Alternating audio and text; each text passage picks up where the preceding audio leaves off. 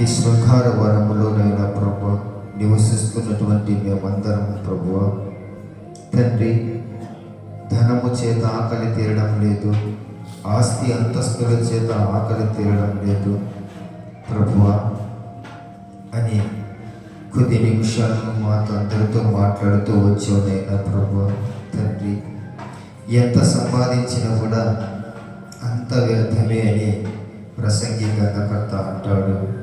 కానీ ప్రతి మానవుడునైనా ప్రభువ ఈ భూలోకంలో నా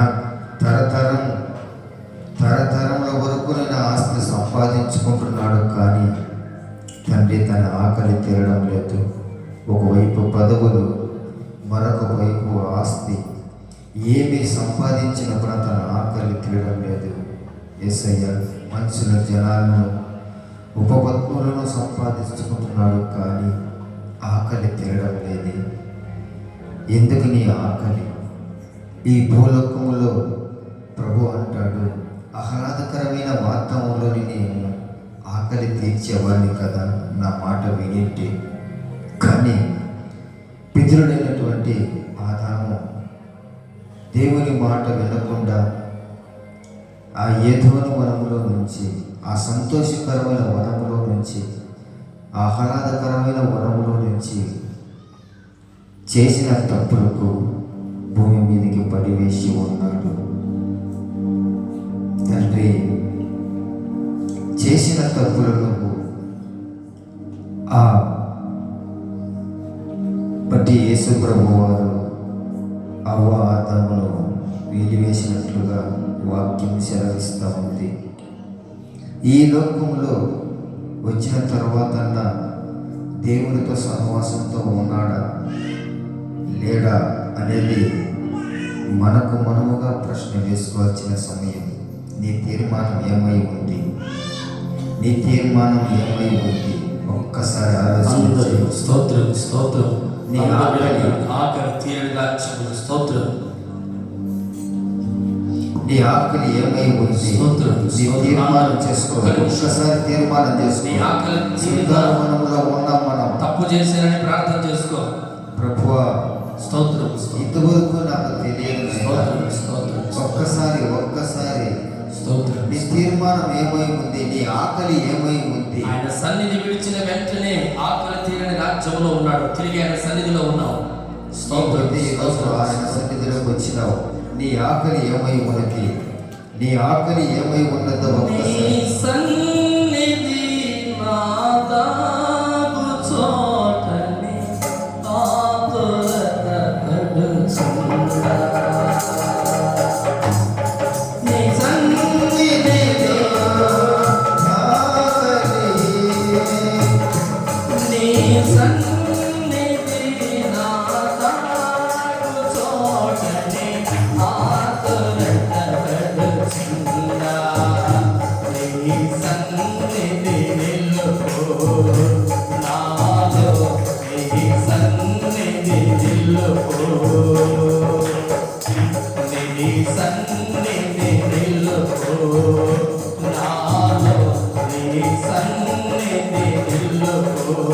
అందరూ దేవాలయ సన్నిధిలో ఉండాలి.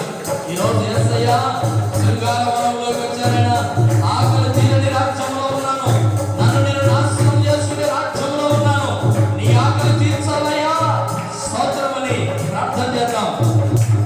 నీ సన్నిధి నాదా చోటని ఆకలి